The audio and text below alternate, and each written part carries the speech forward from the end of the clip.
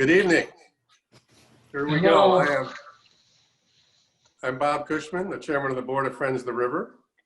Let me first say I hope that all of you and your loved ones are staying safe and healthy in this extraordinary period of time that we are going through. And thanks for joining tonight. We have a sold out crowd, as you may have heard me say a minute ago. We had to up our Zoom account to accommodate all the people that wanted to sign up. So it's really a wonderful first virtual event. It's our first and only, we hope, Rafting with the Legends event. And I say the first and only because really there's nothing we would rather be doing than have spent the day on the river with you today and be sitting on my deck tonight having a wonderful dinner and having great stories and conversations with all of these wonderful people that are here tonight and an additional cast of characters that Scott usually draws in for this event. So rivers connect us very much, and we're all missing that time on the river and that sense of community that comes with spending a day on the river with fellow river lovers. But unless you live in the state of Georgia, we can't do live events right now, like Rafting with the Legends or our Capitol River events, both of which were supposed to happen in the month of May. Our Capitol River Awards normally happens this very week, and Rafting with the Legends, the real thing, was scheduled to happen later this month. But we're hoping that these virtual events are going to help keep us all connected through this difficult time and give us some sense of that river community. We do plan a whole series of these. This is the first of a series that we're going to hope to roll out with varying casts of characters and different subject matters.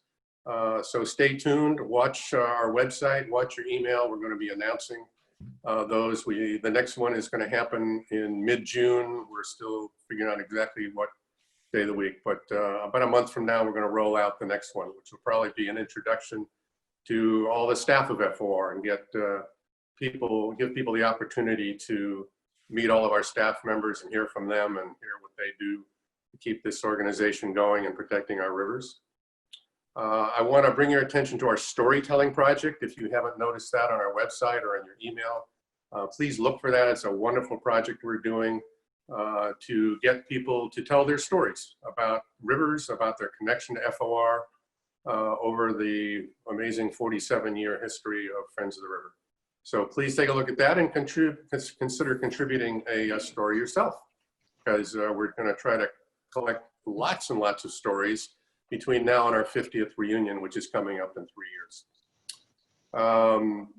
By the way of disclosure, this event is being recorded. That's not really a disclosure because I don't think anybody's too worried about the fact that we're going to record this, but we are going to make this available after the fact so that other people who weren't able to join tonight can get the benefit of seeing this event. So now I'm going to turn it over to my fellow board member, Scott Armstrong, the mastermind of this original Rafting with the Legends event. But before I do, we're going to show you a short video to get you in the river frame of mind. So on with the show. If we can make all the technology do its magical work.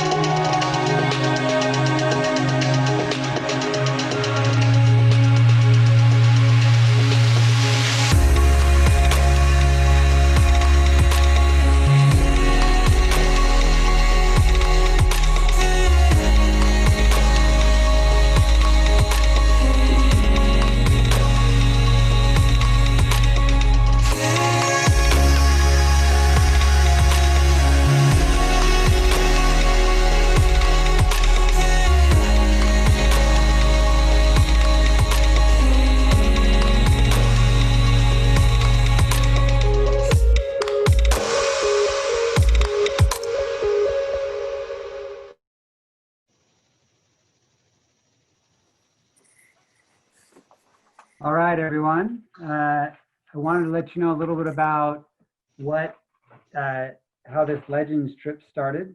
About 8 years or so ago, we had the idea of getting some of the past pioneers of both river rafting and the preservation movement together with people that want to spend some time with them. So it was a great blend of the past and present.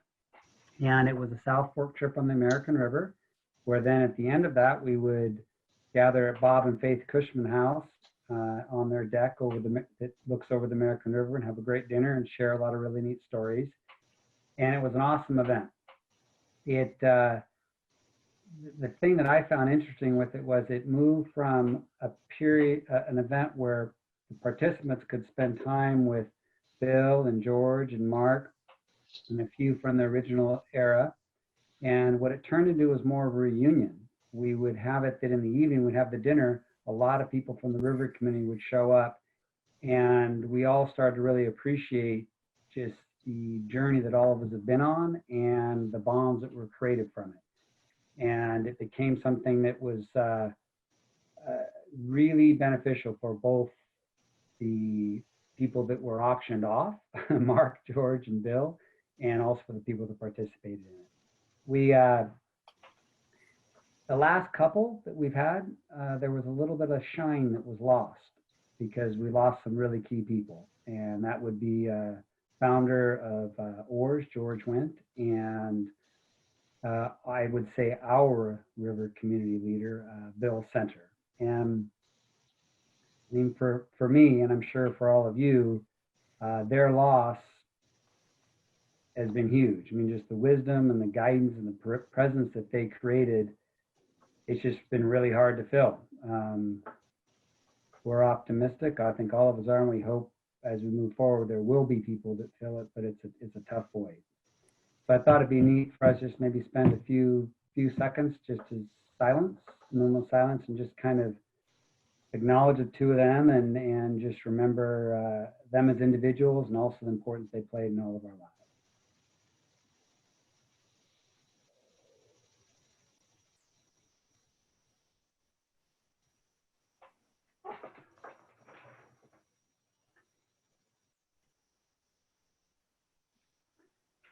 Okay, well, I'd like to introduce who we're going to be talking with tonight. I mean, I would think most of you know Mark and Bill and my father George and Joe, but I know what you don't know, I assume some of you don't know, is that Joe Daly, he grew up in upstate New York and Joe, if I get this pronunciation wrong, correct me, Susquehanna River. And I found out that he followed a girl out to California, and that's how he ended up here in the 60s. And he first rafted in 71 and then became an outfitter in 72 with his teaching partner, Dick Limford. And he met both Dick and his wife Sue while teaching in San Leandro. And Bill grew up in Richmond, and he discovered rivers in the early 60s and explored a lot of the East Bay hills and open space, and that motivated him to be branching out to the rest of California. And as many of you know, Bill was the one that opened up many rivers throughout California, and he started his company in 1975. My father George grew up in Oakland, and he started discovering rivers in the early 1960s. 1962 was his first trip, and by the time he had introduced rafting to all of us as a family and also his students, he was a teacher for 35 years. He ended up becoming an outfitter in the early 70s, 71, 72. So before I hand it over to Mark and the three of you to be chatting, one thing we're going to do with this in the next hour is you'll be able to, in the Q&A section of of your screen, you can put in any questions that you'd want to be asking any of the group. And we're going to have a half-hour period after this group talks where we're going to have a Q&A time. And we'll be looking through the questions, and hopefully we can get to all of them, but we'll spend some time just with some informal chatting amongst all of us. I think, Mark, you can take it from there. Sure. Well, if you noticed, I lit a little candle in the back because I sensed this was probably our very first experimental Zooming campfire. So welcome to the Campfire Circle, and thanks again for sharing that little video of the magic of rivers, or giving us a reminder of that. Yeah, and oh, I scanned the list of who was on the call, and boy, we have quite a campfire around us. There's some remarkable river souls, clearly other remarkable legends and heroes who are out there who've been on rivers a long while and have been contributing to river conservation. So I'm glad to hear Bob saying we'll have more campfire circles with more of the amazing community that we have. So, so with all of that, George, why don't we start with you? And what's your sense of, again, what got you drawn into the magic of rivers? What was your path? I started out when I was young, Depression days. There was no activity other than going to Los Angeles with my family on my father's week-long vacation. He worked 6 days a week, and there wasn't any time left for doing any adventurous kind of outdoorsy things. But later, I was able to get to do a few things. Well, most I could do in my high school eras was cut school and go swimming at Lake Temescal in Oakland. But then it grew, and we had a family growing, 5 kids. They grew, and we did more outdoorsy activities. And when they got older, it just happened that it was appropriate to make this be a living, loving thing for the family and friends and everybody we knew. So that's about it. We just carried forward and enjoyed all the years. Thanks for pioneering, and it feels like you didn't even cover the full amount of the young people in your schools that you turned on to the outdoors, but maybe more of that'll come out as well along the way. And so Bill, do you want to give a little more on your journey and what drew you to the magic of rivers, and yeah, what got you started? Well, thanks, Mark. And by the way, just I guess a big expression of thanks for being here and being a part of our community to all the people who are on this Zoom campfire. I think one way to say it is, in my early excursions out on rivers, I wasn't able necessarily to articulate it at the time, but I felt that river journeys were so much more than just a physical journey from put in to take out. They were a movement from fear to confidence to joy. It was a movement of from feeling a stranger, feeling less connected, to feeling really bonded with the people I was with. It was a feeling often within myself of feeling kind of scattered and maybe self-critical, to feeling more self-accepting and more present, more whole, more alive. And out of all that came a feeling of much more intense connection with the planet, appreciation of nature, just being so thrilled and present to the magic of moving water and the vividness of the greens of the vegetation, the blueness of the sky. Anyway, there was just an intense kind of emotional, spiritual, magical experience that that river trips represented for me, that I found, and sharing with people, and the camaraderie and the adventure and the opportunity to grow within myself and face new challenges. There's always new challenges. And so anyway, that's a little glimpse of what drew me to rivers. Beautiful. It sounds like for me, it's like the river was a coming of age. It was sort of a mentorship into really growing into being human. So, and Joe, what about your journey? What brought you to rivers and their magic and beauty? Well, my attachment to rivers came very early. I mean, I truly was born right next to the Susquehanna River, maybe 100 yards away. And for the first 18 years of my life, I probably was 50 feet away from the rivers. It was always there. And it was a type of river, Susquehanna was a type of river that really allowed you to go out and be on it.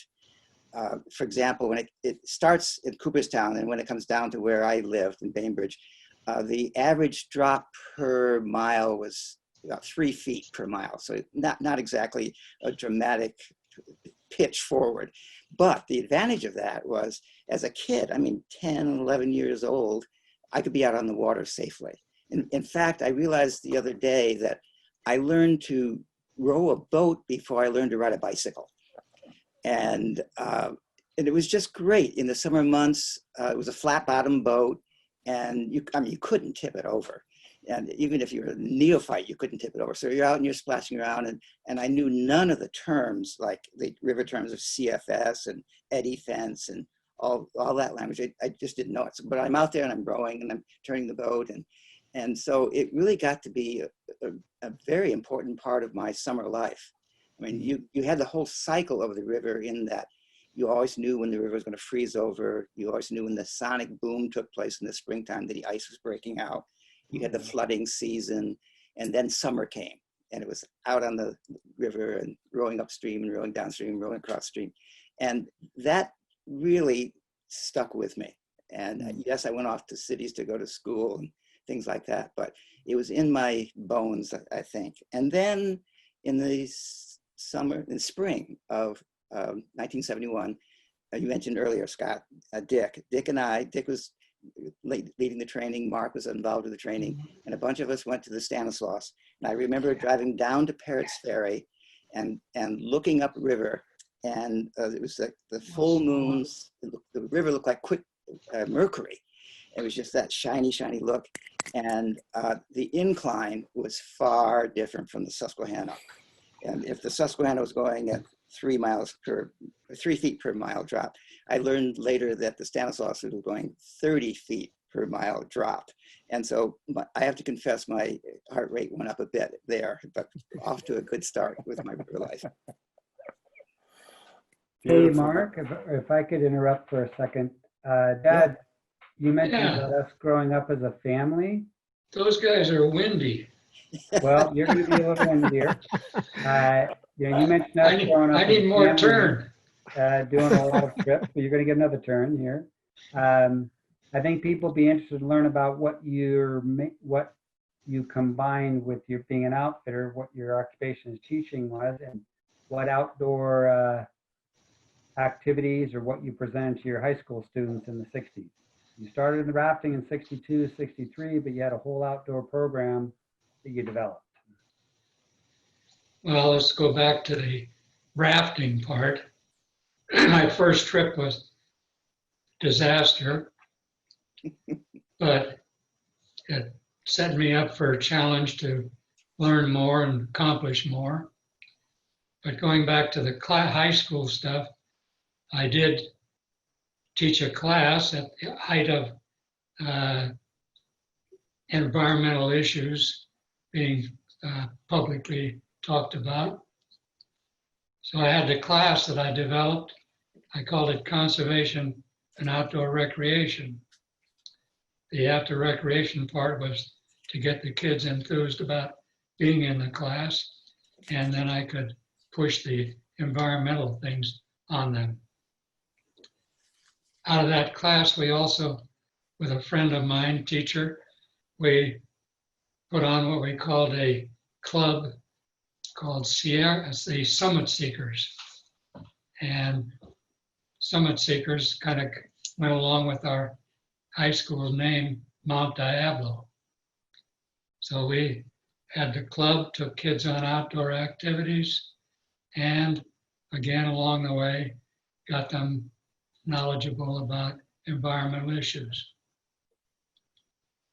So with that connection there, I ended up developing more on the outdoor activities with family, and we pushed on to taking other relatives and friends along on trips, and eventually it became a need to have insurance and be a real outfitter type person, with our first trips being with bicycling or rafting or bicycling and backpacking combination things. So we had a lot of fun developing that. So I don't know what else I can say. I got my turn. Well, George, I just want to acknowledge that you're definitely an outfitter type person. Well, that was one of my pleasures over the years, was being with other outfitters who were really dedicated, great people. Their goal was to get their clients, we call them guests, get them to have a good trip and get a greater appreciation for rivers and the outdoors. Amen. Beautiful. Well, Bill, and I will say that based on the little outline we wanted to cover, we might get to be a little more concise, and yet, who can stop a campfire from being full of the stories? But All right, I'll strive for concision. yeah, but so again, what drew you to becoming an outfitter after that long love affair with rivers? Well, the combination of adventure and camaraderie. Here's a little story. Well, doggone it, this is not going to be concise, but cut me off if you need to. So at one point I wanted to go down the Rogue River early as one of my summer trips when I was in college. I called up everybody I knew. Everybody said, "That sounds wonderful, Bill, but," and everybody either said, "But I don't have time," or "But I don't have $25. The whole trip was going to cost us $25 shared expense. And I just was disgusted and on a sense with my entire list of friends. And so I started reaching out and putting ads in the Chronicle saying River Explorer writer seeks people for expedition down such and such and so on. And that was before I started as an official outfitter type person. So I needed people to go rafting with, and so that's why I outfitted. Good excuse. Yes. Get your fun paid for as well. Amen. Yeah. And Joe, what about you? Well, I'll try to be concise. First of all, I love being on rivers. But when I realized that summer that I worked for ARDA as a guide, I was watching the families and the other people who were on the trips, and they just absolutely loved the experience. And it was just wonderful to see people not only enjoying the river, but the canyon and the whole thing. So first of all, it was just knowing that people can have a good time on rivers. That was real. And that's one of the nice things about the Stanislaus, is that it was that level of river where people could enjoy themselves. Still have excitement, but enjoy themselves. The second reason was that how often can you have a business and be in nature? And so seeing that combination is pretty rare. And so that was encouraging because I had grown up in nature, and then to be able to say, I'm going to have a business in nature, that was great. And then the third thing was very practical. And that was that there was a window of opportunity, that permits on rivers given out by the government were limited. And there was a maximum number of permits. And when those maximums were reached, that was it. And in the early 70s, we had the chance to be given some river permits. By the mid to late 70s, the window was going closed.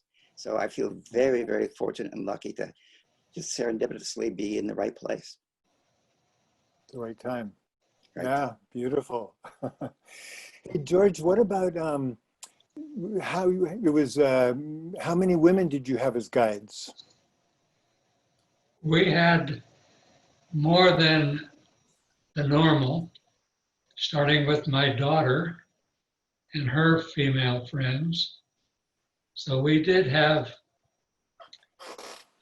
I'll say, more than normal. In the beginning, rafting was a macho tough guy up on a seat with oars, and everybody just held on.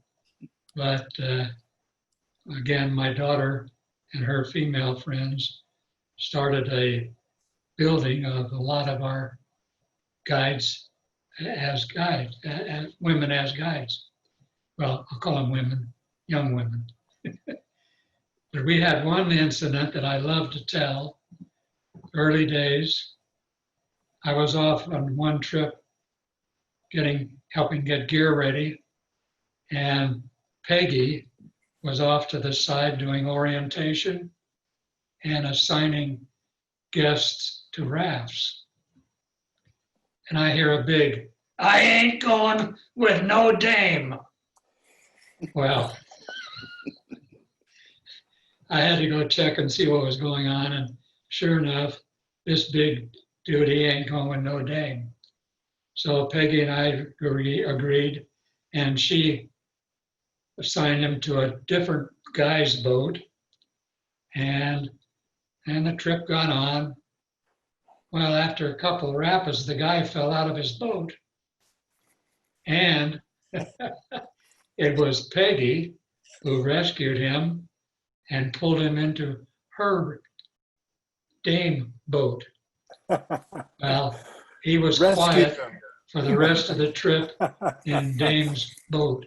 Right. Humbly saved. Beautiful. So that one I beautiful. love to tell. But now talking about females, I had granddaughters who became guides. Actually, one of them has been a guide on the Grand Canyon for about 5 years. Yeah. And they have all had friends who later became guides. And so that was a big part of my enjoyment of the family being involved. The world has changed a lot.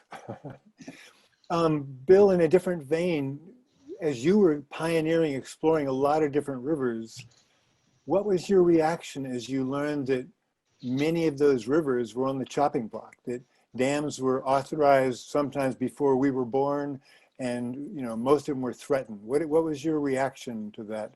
Well, having lost the Stanislaus and realizing that so many of our rivers that we were running were all threatened, and also knowing that we already had over 1,400 major dams in California, and so many lost canyons already, and so few comparatively flowing rivers remaining, I was just filled with awareness that we needed to be very careful about building dams. And I happen to feel that dams are a good thing, but you just have to be very careful where you put them. And certainly from here going forward. And anyway, I would amend that and say dams can be a good thing. Anyway, one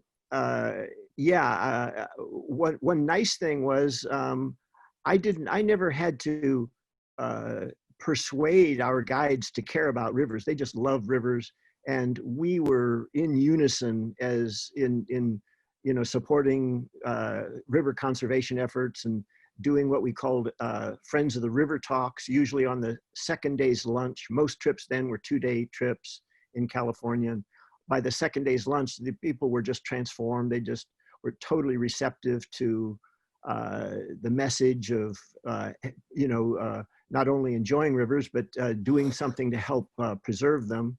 And so they would write letters, campaigns to save the Tuolumne and so on. And we embraced that wholeheartedly. And it's probably also one of the reasons why I kept spreading out Whitewater Voyages and running so many rivers, because I never knew which ones were going to be around, Yeah, that's the challenge. All over with rivers threatened, especially at that back in those days, as you pointed out. Joe, what's your sense of with, when you started Echo, when I was first on, with ARDA, there were 2 other companies that you barely saw. And within 3 years, there were, 11 companies, and then there were 15. With everyone being brand new at being businessmen and learning that trade, how did you cooperate with the Stanislaus, the threat faced by the Stanislaus? What happened at, were you growling at each other, or did you all come together and go, oh, let's just collaborate? Well, we definitely were competitive. There's no doubt about that. It was the early enough days that there were no ground rules. We hissed and hollered at each other, and we fought over put-in times and put-in spots, and even camps. There was one incident on the camp where John Dorr and Lauren Smith had a face-off where Dorr drew a knife and Lauren Smith drew a gun, and we're going like, oh. So they managed to walk around. Wild West. Yeah, they walked around each other enough that they calmed down and they worked it out. So we definitely were competitive. There's no doubt about that. And because it was so early, there were no ground rules. There wasn't a ranger at put in or anything like that. But we also knew that we had a common interest. And that common interest was the river was going to go away if we didn't help save it, try to fight for it. And so despite all our back and forth with each other, we agreed after some tugs and pulls that we should charge ourselves a fee to pass on to FOR to help start the campaign. And that was almost 10% of our gross on any person who was signing up. And so we were realizing more and more as we ran the river how special it was, and how much we should be fighting as hard as we can, and therefore cooperating when we could. That's it. I remember because Fred and I were doing Fred, Ron, and Mark before there was an et cetera. I remember being a part of those outfitter meetings, and it was really humbling. Watch everybody, grumbling, but trying to work things out. And then when Jerry Merrill said, well, hey, we're going to try this thing called an initiative. And I remember everybody taking a big gulp because, an overnight trip was a big $30. And Jerry was asking everyone to do $250 per day. Right. And, so $5 on top of your 30. Anyway, it's to me, one of the more remarkable times where people, as you said, you're making a business being in the outdoors. Well, that launched Friends of the River in a big way, and that incredible, scary generosity that outfitters talk themselves into. So, well, George, with the loss of the Stanislaus, how did that shape sort of your perspective on river conservation? I kind of go along with what Joe just said. It sent us off to other rivers. Bill went off to other rivers. Actually, it grew to be a lot of rivers dealing with a lot of government agencies, local, counties, state, federal, a lot of jurisdictions having to deal with. But it was a learning experience dealing with all those. They were doing their job, wanting to enforce rules. Many times they would compromise. Other times they would say, this is the way it's going to be, and we had to live with it. Hmm. So, but dealing with those agencies, I did later kind of give in and had a lot of good feelings for some of them. In fact, I spent a couple of sessions, couple of terms on the Bureau Land Management Advisory Council. And that was a great learning experience too. So that's about all I can add in right there. The whole experience over the years was great to be part of. And It was a really interesting pioneering time for everyone. I mean, oh yeah, we didn't go into the, yeah. the equipment that, barely matched. It was all Army surplus. And anyway, it was a, and there were no companies. So you guys were creating a brand new, even type of business. It just hadn't been done before. So. Well, we were racing each other to Army surplus stores to get gear, and you'd hear a rumor, and off we'd go to San Pablo Avenue to an Army surplus, and all up and down I-5, we'd watch for every opportunity to get an ammo box or a bag or something. I still remember when you got there first, Joe. Well, you hauled away all you could afford. Yes, yes. That's right. Well, Joe, Bill, you sort of answered that again, the question. Any more to add on again with the loss of the Stanislaw? You said it sort of had you going off to explore more rivers, but any other thoughts on, again, how the loss of that river impacted you? Well, one thought is that as we move forward with, just spreading awareness of the preciousness of rivers and the river conservation ethic, and it was kind of a part of all of our trips. But one thing that I'll share is that I think, especially as we were sharing it with all our clients who were from all walks of life. Some were from, some were, their profession was dam building, and other people were, Sierra Clubbers and so on. And so, but we presented it and we saw it, we genuinely experienced it as we all want a healthy planet. We all want flowing rivers. And it's not an us versus them. It doesn't need to be a political divide. In fact, we have so much to gain by working together, by seeing it as a win-win, and just really knowing it's a win-win. And today's world is different, I know, but it seems like the more we can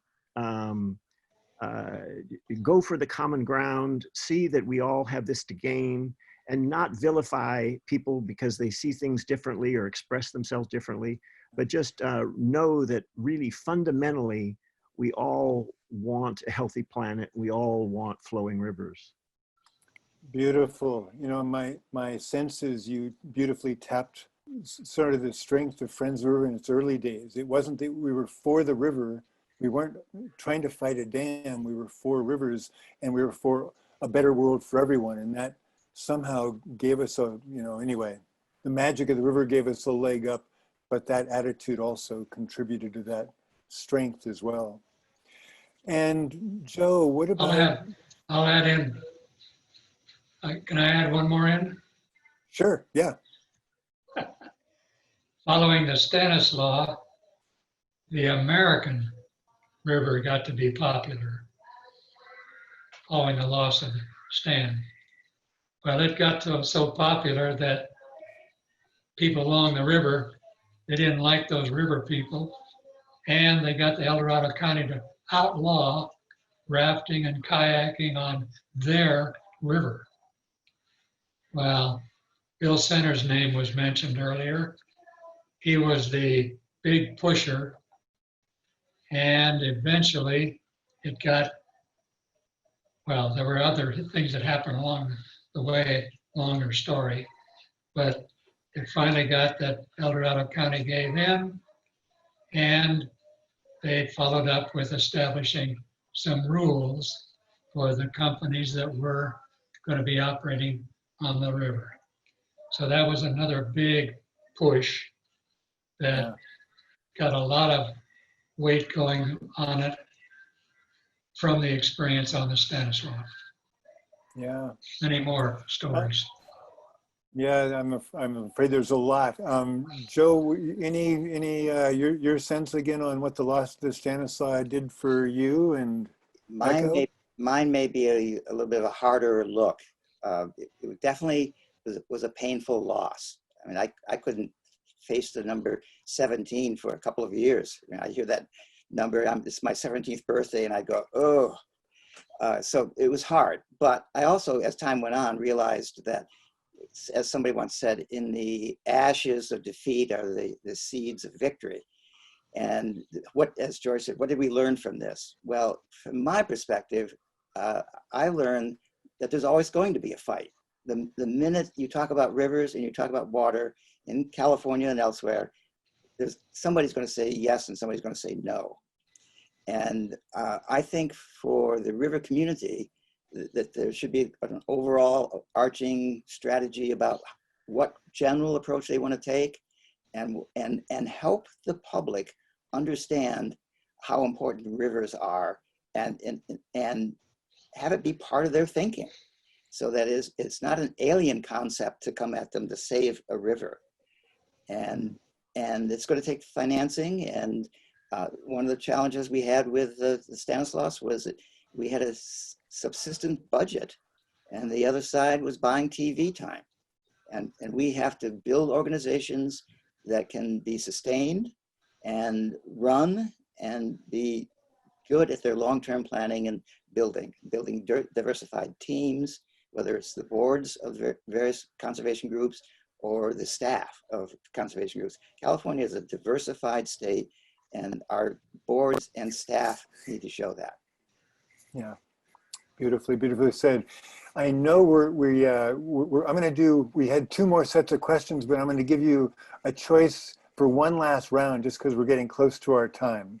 Hey, Mark, So, yes. just real quickly on that.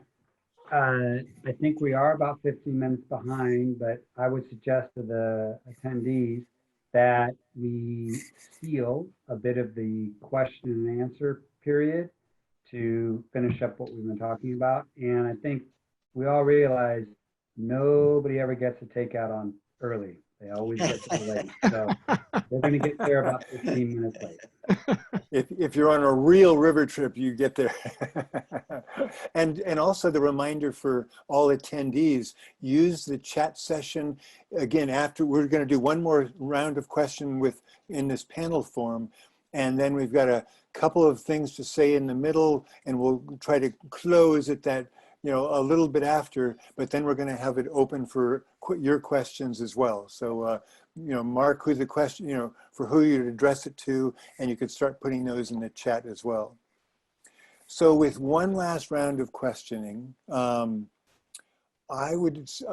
two questions we had, you can take either one of them. So what advice would you give young people who are new to rivers or new to conservation, saving rivers of the environment? What would you say to them?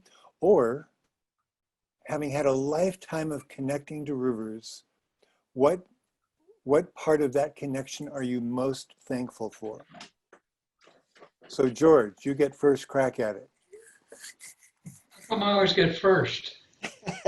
You're the lucky one. You're our elder. Because you're 93. Well, actually, I was reluctant to come on this show because So at glad you 93 you did. can make some goofs. But today's paper had a lady, 113, who just recovered from the virus thing. Wow. So I See, figured you're I just a better get here youngster. and do the best I could. You're doing great, George. Okay, so what we get our choice here? Yeah. Yes. Well, things I'm most So what part thankful of a river for. connection? Yeah, You get my choice of things most thankful for. yeah. From a lifetime of being connected to rivers and sharing rivers, what are you most thankful for? Well, the cooperation of competing outfitters was great to watch. They all had the same goal of providing a good trip for their clients, and and they had the goal of getting them to appreciate and protect the river environment. And they all did a good job on that. Also, thankful for the great people I've met, guides, guests, other outfitters, government agency people, and FOR people I worked with. Ron Stork and I spent a week in DC at the time when there was some guy, some politician guy, who wanted to get a dam that would block the three sections of the American River. But we spent time there doing a lot of talking with helpers of politicians, and in the event we actually won. And that damn politician, he lost. So that was great. Beautiful, beautiful, So beautiful. that's about it. Also, I would say We might have some more questions for you at the after this next round. We'll all stay on for another a little while, so there'll be more questions coming. I got my notes. Okay, good. And Bill, what about you? Do you need those questions again? No. What advice would you give to young people? I think what I would say is what an amazing privilege to have shared rivers and adventures and challenges with so many great people, guides, clients, people in my boat, goofy people, wonderful people, magical people. One of the little things that that I found is that little insights that came to me, or perhaps big insights. For instance, the awareness that you can enhance somebody's experience on a river if you create an atmosphere where you can't control how people feel, but you can. A river guide is in a very privileged position where you can have this very strong, subtle but strong influence on the atmosphere of it. You can create an atmosphere of acceptance. And for example, one of the things that is almost universally true is that people show up at river put-ins afraid on many levels. There's physical fear. Am I going to die? Am I going to get hurt? There's social fear. Am I going to be accepted or rejected by these people? There's fear around issues of self-esteem. Am I okay? Can I do this? And as a river guide, there are ways, and this is something you talk about for a long time, but there's so many ways that a river guide can create an atmosphere where those fears are all assuaged. And when you're in such a beautiful place as River Canyon, and you realize that it's okay to feel how you feel. It's okay to be you. You just start feeling connected with people, with yourself, and with the planet. And being able to kind of learn about those ways of being with people that help support them to feel better and more alive. And, and I got to be with people who are feeling alive, and that made me feel more alive. And so anyways, just a wonderful experience of sharing rivers. That's what I treasure. Beautiful. Bill, I've always said that I sensed in those early years, I sensed that a guide has as much potential to change a human life as any profession in the world. And so it's a longer story, but you touched on that vein of, again, we didn't anyway, for me, I quickly understood that we were helping open people's eyes, right? Because people are used to not seeing billboards, and down a river, you're helping people open their eyes to the miracle and the magic and connecting on all those different levels and confronting fears together. And anyway, so there's a lot more there, but more downstream. Very Joe, good. what's your, which one of those questions do you want to take on? Well, this is the time to be thankful. And so I'm going to go with that one. And thankful in two, really, a number of ways, physically and mentally thankful. I mean, the river for me physically allowed me, even in my older and in my middle age, to be out on a river rowing and staying fit in terms of weight and flexibility and agility and all of that. And I'm so glad for that. I wasn't behind a desk for 43 years. I was rowing a boat. And that it was a great feeling. And I think my good health, which I'm knocking on wood right now, is attributable to my life on the river. And the other part of that is, I think mentally, the river was very healthy for me too. I mean, you talk about refreshing. The minute you push off and you're out in the middle of the river and you got that breeze on your face, and you know you're off on a great ride. And so mentally and physically, it was very, very, very helpful for me. But the last part is, as mentioned earlier, the river community and the eco guide community has been so important to the Dalys and Linfords. I mean, we have eco colonies in Coloma and in Bend, Oregon, and elsewhere around the West. I mean, it's just so pleasing and to be in touch with people. And we Zoom with a group of these guides who, I mean, there must be 40 some people in this one rotating Zoom group that we participate with. And to have these friendships that are 40 plus years is rare. And we're grateful to have that, all because of rivers. Yeah. Very nice. Well, beautifully said, each of you. I think I would, before I turn it over to Scott here, I'll just say, you know, I do feel like, you know, so many years later, I feel like we didn't really get to talk about, again, rivers now, but I'll say there was some part of how much it was the pioneering, it was the newness.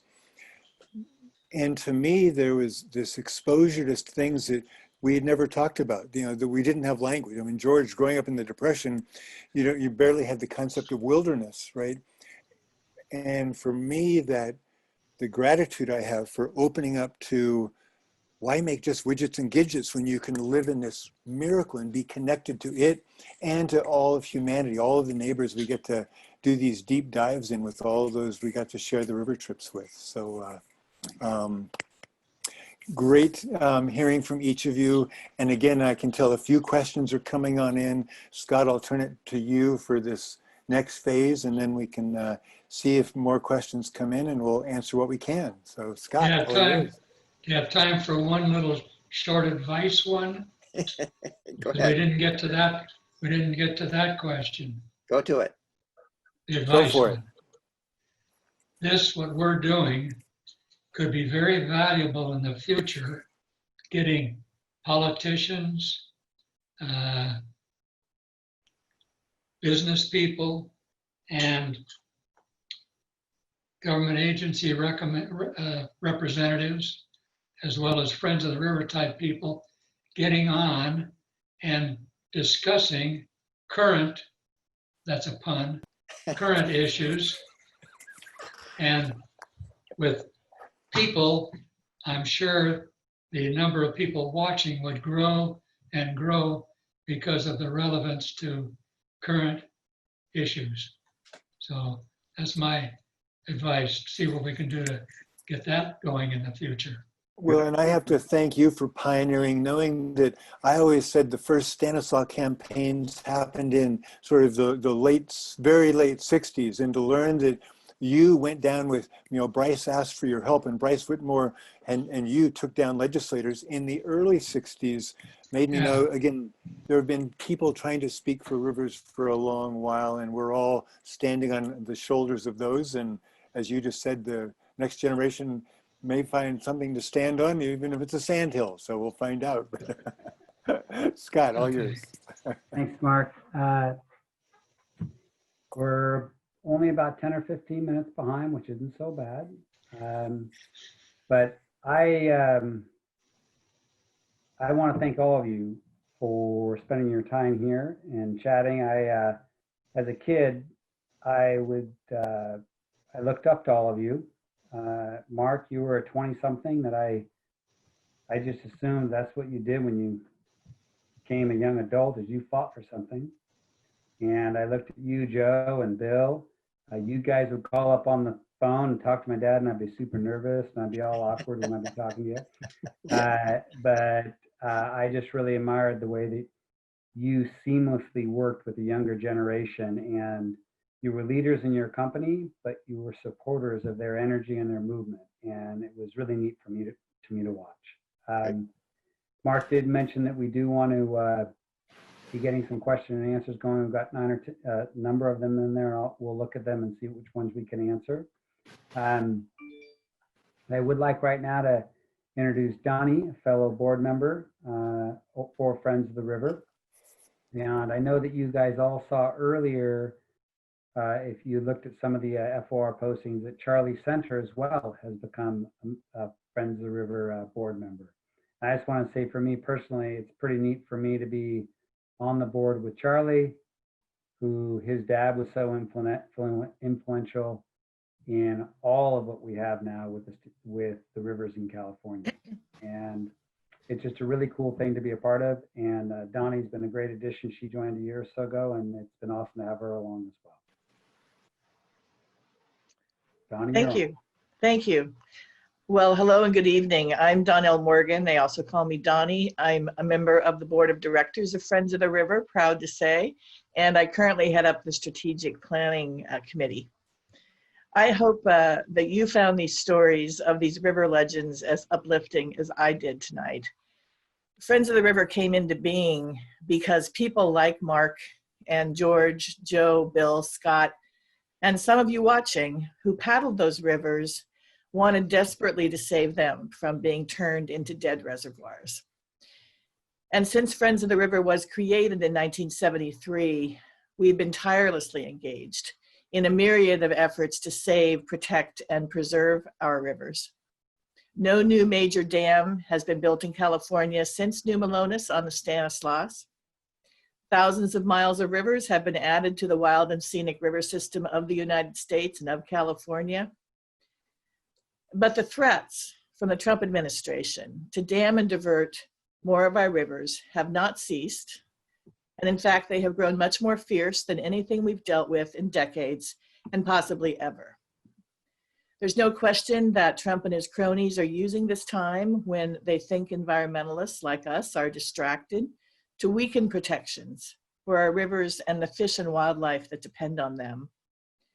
Their attack on the protected wild and scenic McCloud River with the attempt to raise the Shasta Dam, the funds that are appropriated to build more dams in California, the gutting of the endangered species protections for fish and wildlife, and in fact, the gutting of protections for our water itself.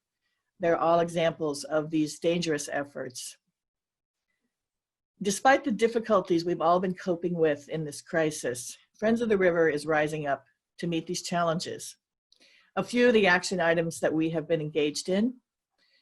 We are advancing our litigation to protect the McCloud River from the effort to raise Shasta Dam, thus far successfully. We are advocating to keep funding for new dams and canals out of the economic stimulus bills. We're working to convince the Newsom administration to provide stimulus funding to create jobs in sustainable water. These are challenging times. Friends of the River is growing, evolving, and planning to meet those challenges and to prevent the damage the current administration threatens to the rivers of California. Your support makes this work possible, the support of people who recognize the importance of the work we do. If you believe in healthy rivers and in our work, and we think you do, we'd ask that you take a moment to make a donation to Friends of the River. There were comments during the show tonight about how the economics really matter. We want to continue to serve you, people like you, and the rivers you love. So we're asking for that donation. There's a link in your registration materials that can be used for that donation. Thank you for listening to this pitch. I hope you have a lovely evening, and I'm so glad that you joined us tonight. Thank you. Well done. Okay, so we, what time do we have here? 8:07. Hey, that's not bad. We're about 10 minutes, at 10 minutes, we'll just say off schedule. We're not going to say behind schedule. River time. Yeah. River time. We're right on schedule. So I'm actually, before I go to some of the questions, the number of the questions people asked, I thought I'd just read one that's pretty cool. Scott, like you, I grew up with all this greatness. This is from Sean K. Scott, like you, Scott, I grew up with all this greatness, looking to all of you as heroes. I just want to say thank you so much.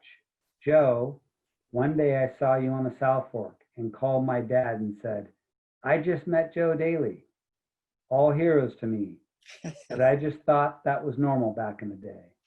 Phil, your book taught me all I needed to know as a guide. Thank you so much for being such a great writer. As a writer today, you influenced me greatly. Thank you so much. Well, thank you. And I just want to say again that, you know, Sean's dad is David Kay, who he was one of the key people at ARDA who sort of ran things. And he really had ARDA be early on in all the conservation stuff. So Jerry Merrill would come with a lot of ideas, and he and Dave would come up with these ideas, and Dave would get a little bit of money from ARDA to fund the early postcards before there was an initiative. And anyway, so, you know, David and Jerry are really the two founders of Friends of the River. So just a reminder of context. It was the two of them collaborating, and I came later on top of, like all the rest of us did, on their ideas and their leadership. So Sean, you've got impressive roots in our collective here. Yeah, your dad's quite a wonderful guy. Mark, we have a question for you. That this is from, it's from Laura, my niece, who my dad says a guide on the Grand Canyon. So she asks, Mark, how did you fall in love with rivers? Depending how long you take to answer that question, I'll give the second part of her question. We're going to start with that one. Okay, well, it would only take me an hour to do that, but That's why you're not going to get question two. The shorthand is, again, I went to the river looking for caves and eventually discovered you could go down the river, and the river just seduced me. Every time I went, I learned more, and I kept learning more, and it really was a place where I came of age. You know, as a gangly, awkward teenager, the river is a place where I learned that first year. I tried to fight the river, and I broke 7 ARDA oars, and the next year I learned to dance with the current. So anyway, it was just a complete love affair of just falling in love with its magic and beauty, its shoreline, its cliffs, its wildlife, its critters, and its stars, and the whole works. So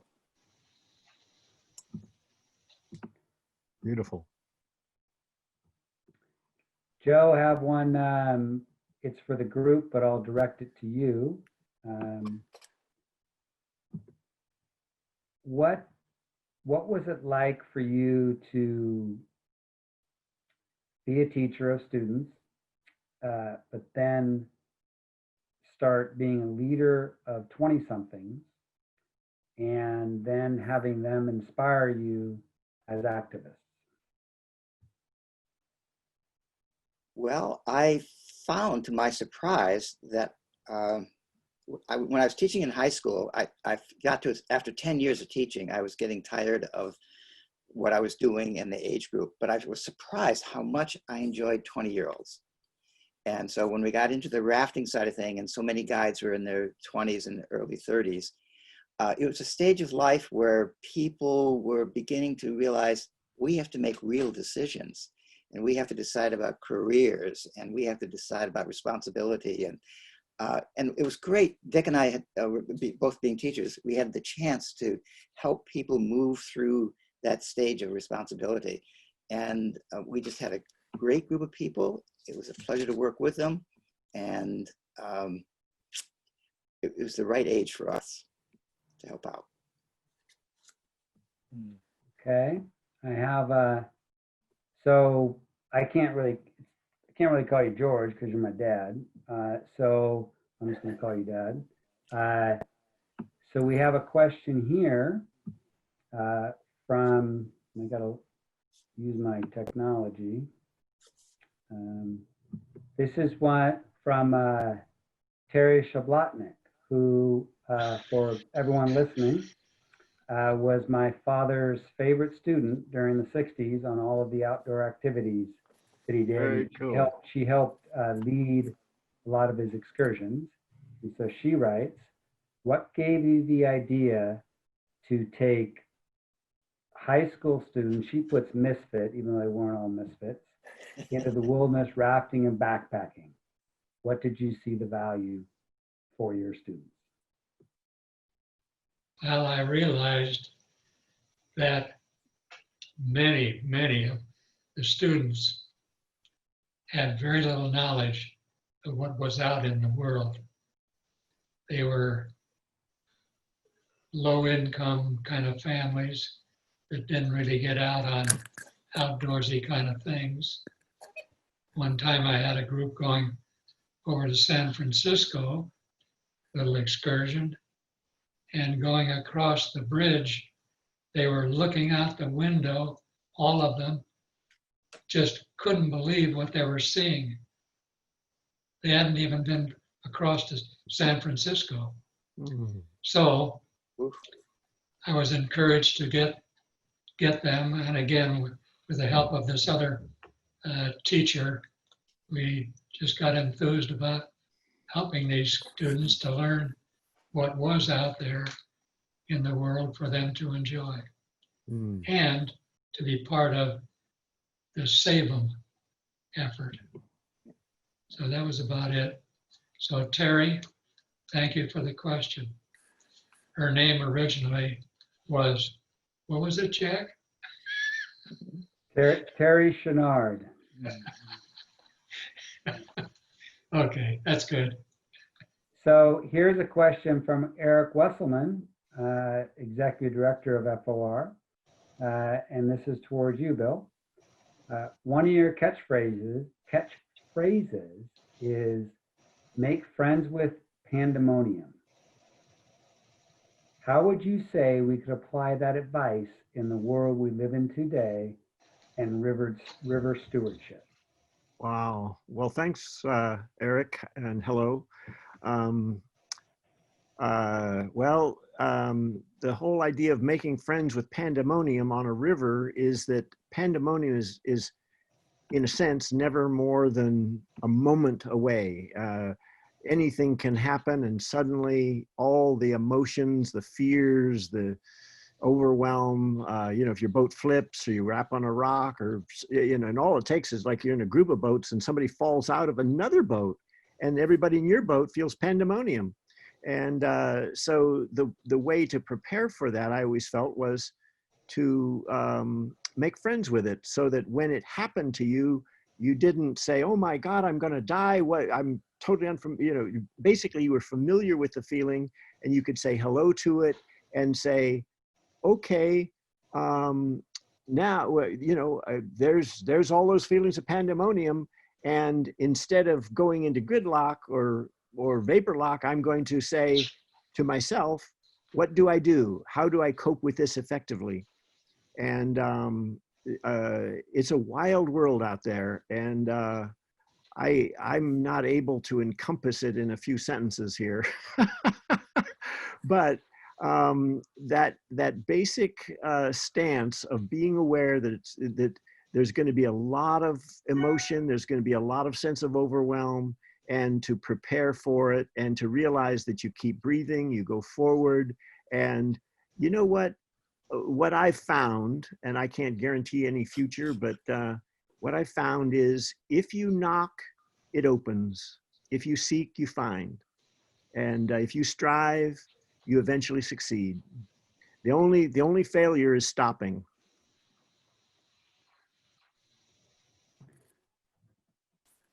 Mark, that sort of reminds me of you leading a group of committed activists in the 20s on something that seemed like an insurmountable task of trying to stop the Malonas Dam from flooding the Stanislaus.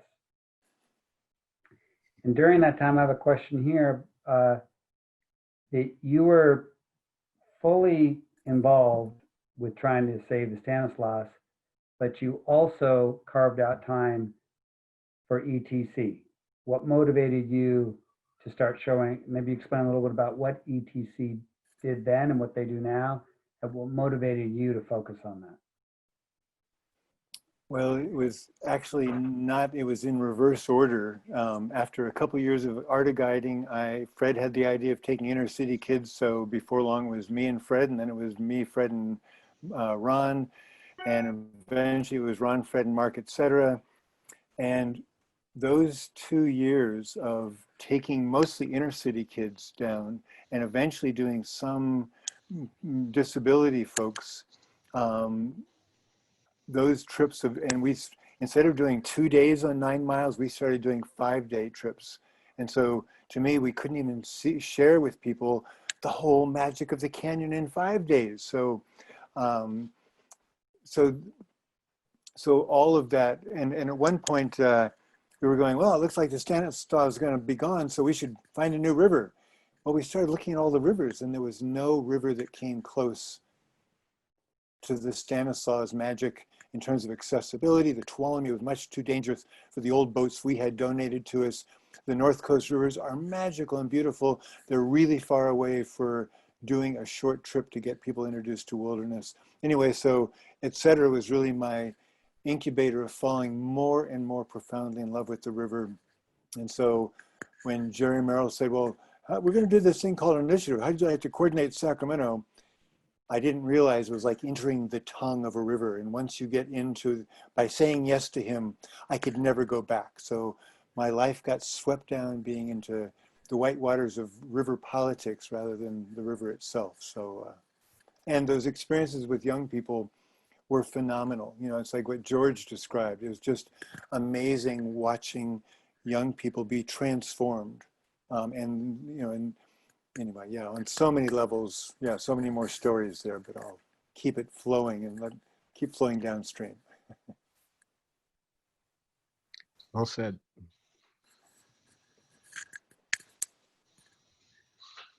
Okay, I have for Bill, who you opened up a lot of the rivers in California. Which of those rivers stole your heart and why? Well, pretty much every one that I was on. You have to pick, we'll say, the top 2. I do. These are harsh rules. I have to pick one. Well, you know, you want to know what a river that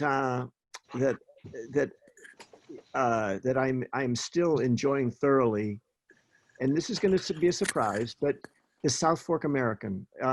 What a great river to share with the wide, you know, diverse, you know, members of humanity. I remember a trip there where I tried to make that trip last as long as possible. I just didn't want to get to takeout because it was such a pleasure being with these people.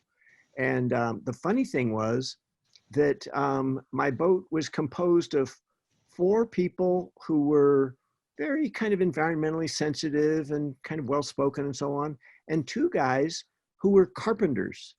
And I don't mean this as a reflection of all carpenters, but these guys would yell if they saw a cute girl, you know, sunbathing on the bank, they'd yell, "Hey, baby, here I am." And the 4 people who were more mature, you could say, were rolling their eyes and so on. Anyway, as the trip went on, we just found common ground. We grooved together. We were just, and anyway, it was just such a delight to be in that boat. I just never wanted it to end. And I caught every eddy. I was the trip leader, so I could kind of, you know, slow down the whole group without lagging behind. And anyway, I just practiced, you know, catching eddies and telling stories and so on. And eventually the river took us to takeout, you know, and so otherwise I'd still be out there. Joe, you talked about the bond that was developed with your guides in the 70s and early 80s, especially. Why? What do you think the river environment and running a rafting business, why were those bonds able to develop and why were they so strong? Well, we were surprised that the bonds happened. We thought it was going to be an employer-employee relationship. That was the beginning point. And just as you worked with people as individuals and worked as a crew, you began to realize that, one, you're dealing with very talented people, and they are engaged with present day life, and they would talk about movies and books and travels that they had done, and in a way, kind of keeping us on our toes and drawing us into their life. And there's a lot of, on a river trip, of course, there's a lot of joy. So there's a good humor and lots to talk about with sports and things like that. And it just kind of gradually, as with many relationships, kind of gradually built. And then we realized that not only was the relationship good for us, that the guides themselves were enjoying each other. For example, we would talk about Thanksgiving, and all the families would go off and have their vacation, their Thanksgivings. But then there was an echo Thanksgiving. So after the guides had their families, their biological families together, a week later, they'd have an echo Thanksgiving together. And it just built on that, and it remains to this day. Nice. Beautiful. I have a question for you. Like I said, Dad, you were both a teacher for 35 years, and you've been a rafting outfitter for 50 years. That's two, what you could call different careers. What were you, a businessman or a teacher? If someone asked you what you did for your career. I was an educator on both fields. Anytime it was the opportunity to say something, I made sure I got my 2 cents in, trying to help people to understand something. So that was about it. I was an educator. Mark, you went up against a pretty formidable foe in trying to stop the Stanislaus, you and all the people that put in so much effort. What advice can you give when people face today some insurmountable challenge or object in either their own personal lives or also trying to just preserve the environment that we do have? What advice can you give to them? You know, my sense is once we fall in love, we don't have any choices. So, you know, it may have looked insurmountable, right? They had already spent, you know, hundreds of millions of dollars on building a dam. And yet those of us who fell in love with that place, what choice did we have?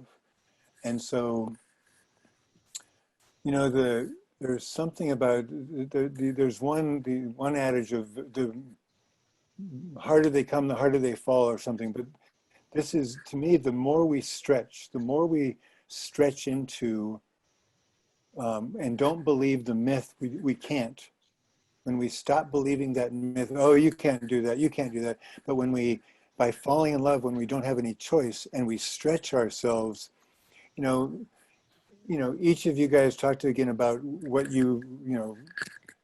what gifts came from the river. Well, to me, that the community of people, I feel like I'm one of the richest people in the world because of working with so many people who have lived into stretching beyond their limits and not accepting the little norms of the inherited world and stretching into creating companies and gifting people tools to get down the river.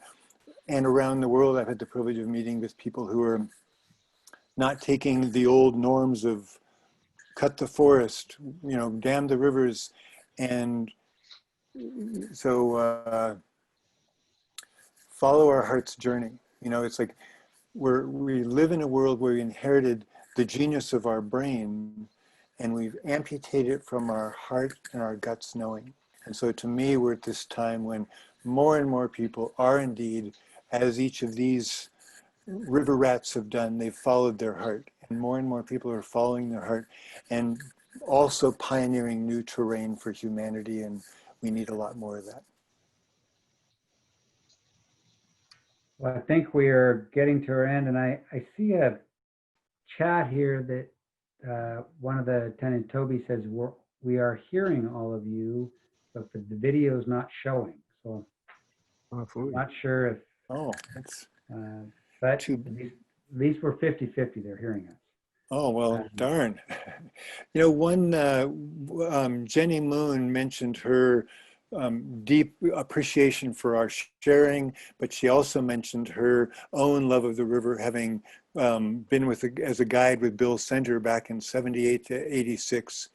And she just asked a question about, are you recording your stories? And I just wanted to say, again, it's great that Friends of the River is now asking for people to share their Friends of the River stories. And I think they want more than just these early stories. George, your story of going back to Washington and lobbying the Washington corridors for, the American River. So my sense is it would be really valuable for so many people, as I say on this call, have such a rich part of the collective history of this river movement. And I would also say for anybody who hasn't seen it, going back a ways, StanislawRiver.org is a place where we've been archiving the Stanislaus River itself, the stories, the campaigns, the photos, the everything. So, so anyway, so Jenny, thanks for your question. And yes, I think that your question is an invitation. George, you wrote up some amazing stories, and I look forward to your sons helping get those written up a little more and submitted in StanislawRiver.org, as well as in the Friends of the River, 50th anniversary celebration coming up. Well, I think everyone, thank you so much for joining. As pretty self-evident, this is a really, really weird time. And I know for myself, since I was being dragged out to rivers as a kid with my dad, that I've never spent a summer or a spring not rafting. And it's not that big a deal to not be on the rivers. It's a bigger deal to not be connecting with all of the river community. And so I'm really glad we're able to do this. And we are going to be having some, as Bob said earlier, we'll be sending out information on the next, probably about a month away, the next what we call FOR Zoom event. And we look forward to seeing all of you on that, and also all of you on the river and at Camp Lotus and on whatever takeout or put in, we're able to see each other at. Yeah, and again, thanks for all of those who listened to us. And as I say, I can tell there's so many stories there, and look forward to Friends of the River doing the next campfires on Zoom in this little historic time we're going on before we get our feet back in the river itself. So, yeah. I want to hear Mark's story someday, why he really came out of the cave when the lake was coming up. I want to hear why he really came out. It is a little bit of a longer story, so next time around. Yeah. I'd like to just thank all of the people watching. Even though we haven't been able to see you, the panelists can't see all the people gathered here. Still, I want to acknowledge we've sort of stepped into the circle and shared the panelists here, but I know so many of you, and I sense that everyone has their own stories, has their own circles, has their own leadership roles where they share with others and draw others into the magic of rivers, into the magic of life. And so anyway, thank everyone for being a part of this, and hats off to you. Thanks for letting us sort of step into the circle, but you all have an incredible role to play in this circle. Joe, how about anything from you as our sign off? Well, I just think it was the campfire in this modern age was a very good idea, and I'm glad we're here as a group. It's very helpful. All right, everyone, we will be sending out an email to all of you with an update for our next event. And again, thanks for joining. All right. Thanks, everybody. Thank you. Thank you. I'll blow out the campfire soon. Beautifully well done, everybody.